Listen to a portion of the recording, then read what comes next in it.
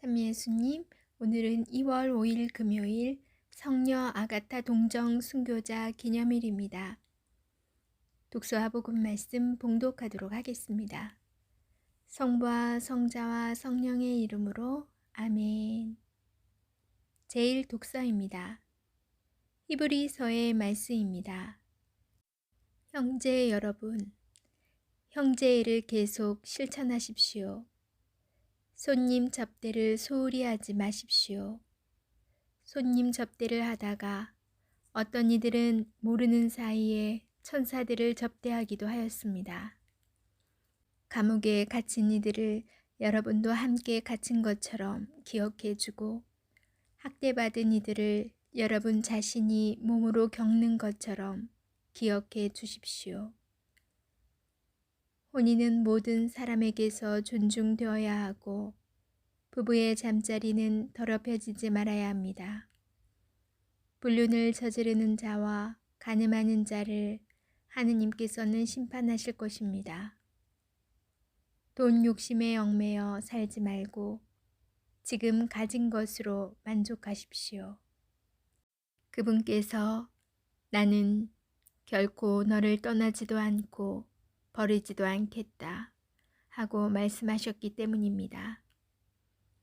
그러므로 우리는 확신을 가지고 이렇게 말할 수 있습니다. 주님께서 나를 도와주시는 분이시니 나는 두려워하지 않으리라. 사람이 나에게 무엇을 할 수 있으랴. 하느님의 말씀을 일러준 여러분의 지도자들을 기억하십시오. 그들이 어떻게 살다가 죽었는지 살펴보고 그들의 믿음을 본받으십시오.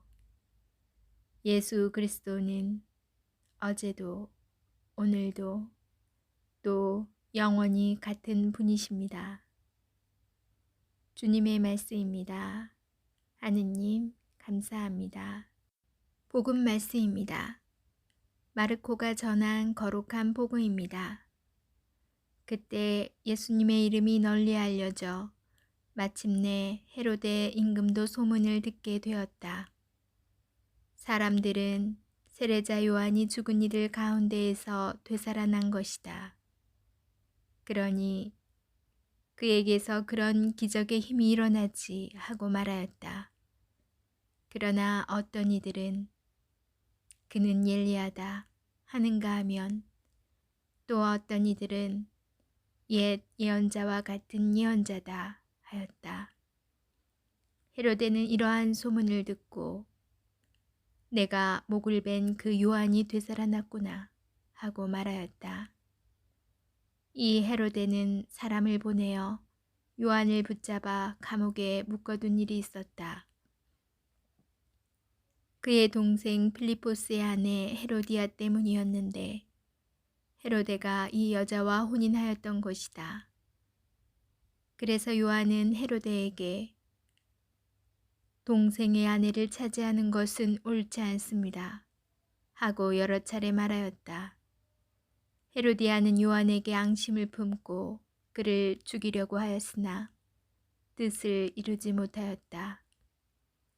헤로데가 요한을 의롭고 거룩한 사람으로 알고 그를 두려워하며 보호해 주었을 뿐만 아니라 그의 말을 들을 때 몹시 당황해 하면서도 기꺼이 듣곤 하였기 때문이다. 그런데 좋은 기회가 왔다. 헤로데가 자기 생일에 고관들과 무관들과 갈릴레아의 유지들을 청하여 잔치를 베풀었다.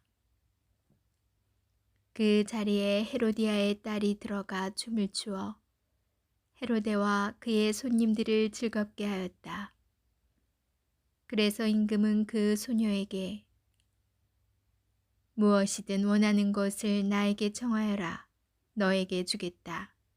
하고 말할 뿐만 아니라 내가 청하는 것은 무엇이든 내 왕국의 절반이라도 너에게 주겠다.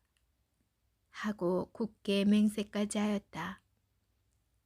소녀가 나가서 자기 어머니에게 무엇을 청할까요?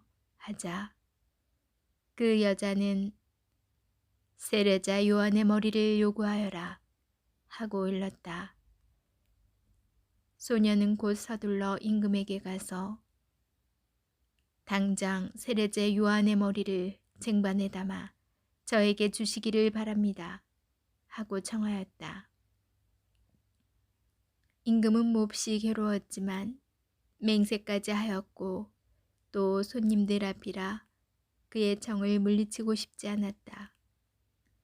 그래서 임금은 곧 경비병을 보내며 요한의 머리를 가져오라고 명령하였다.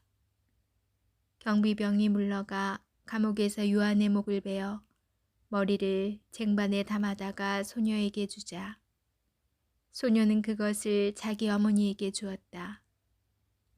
그 뒤에 요한의 제자들이 소문을 듣고 가서 그의 추검을 거두어 무덤에 모셨다. 주님의 말씀입니다. 그리스도님 찬미합니다. 잠시 구약의 구원 역사를 마무리하며 신약의 기쁜 소식을 전하는 인물이 바로 세례자 요한입니다. 이러한 사실을 예수님께서 율법과 예언자들의 시대는 요한까지다 라고 확인해 주십니다. 세례자 요한은 바로 구약의 마지막 예언자였습니다.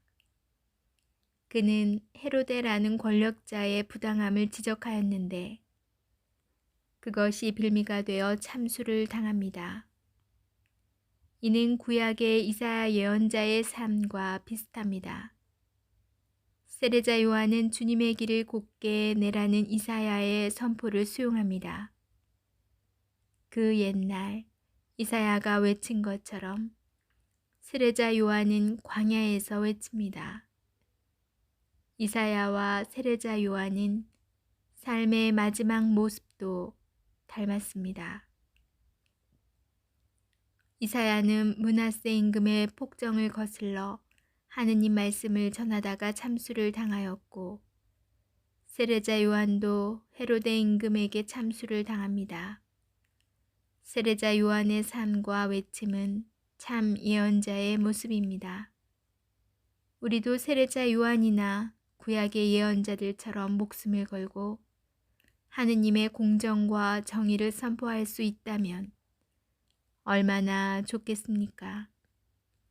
그러나 그러기에는 우리가 너무나 약한 사람입니다. 공정과 정의를 추구하면서 살아가기에 고려해야 하는 것이 너무나 많습니다. 생계에 대한 걱정, 돌보아야 하는 가족들, 이 외에도 많은 것들이 얽히고 설켜서 우리의 발목을 잡습니다. 이렇게 약한 우리에게 세례자 요한의 모습은 멀리 떨어진 것처럼 보입니다. 그러나 지금 당장 예언자적 삶을 살아갈 수 없을지라도 우리에게 들려오는 예언자적 음성에 귀를 기울이면 어떨까요? 그 음성과 그 외침에 귀를 기울이는 가운데 나를 변화시켜 봅시다. 나만을 위하고 나만을 향하였던 마음을 주님께 돌리는 것. 그것이 바로 세례자 요한이 외치고 예수님께서 선포하신 회개라는 사실을 기억하면서 말입니다. 아멘. 성부와 성자와 성령의 이름으로 아멘. 오늘은 성녀 아가타 동정 순교자 기념일입니다. 잠시 안내글 읽어드리도록 하겠습니다. 아가타 성녀는 이탈리아 남부의 시칠리아 섬에서 태어났다. 어린 시절부터 신심이 깊었던 그녀는 하느님께 자신을 온전히 봉헌하고자 평생 동정으로 살았다. 아가타는 철저하게 동정을 지키려다 지방 관리의 청혼을 거절하여 혹독한 고문을 받았다. 테키우스 황제의 박해 기간에 순교한 아가타 성녀에 대한 공경은 초대 교회 때부터 널리 전파되었다. 오늘 주기를 맞으신 모든 분들께 은총 가득한 날 되시기를 기도드립니다. 축하드립니다. 사람은 누구나 자기를 지적하고 또 나의 잘못이긴 하지만 그걸 자꾸 들추는 그런 사람이 좋을 리는 없을 것 같아요.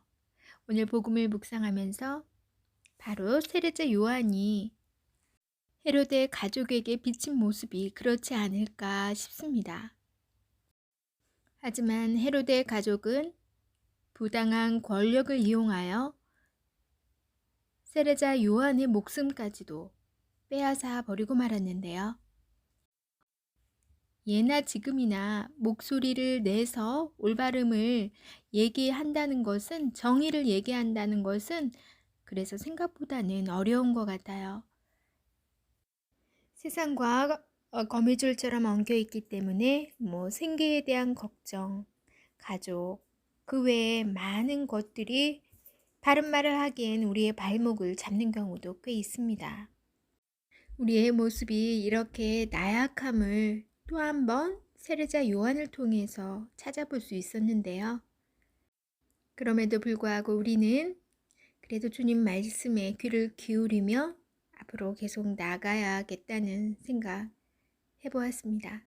저는 돈 때문에 이런 거는 좀 적은데요. 돈은 잘 안 보이는데 이렇게 드러내고 싶은, 인정받고 싶은 그런 욕구가 내 내면에 있나 봐요. 그래서 그런 것들이 저를 세상에서 좀 힘들게 하는 경우가 요즘 꽤 종종 생기는 것 같아요. 그래서 마음을 좀 더 내려놓고 내리고 나를 죽이고 이런 연습을 해야겠다는 생각 요즘 많이 듭니다.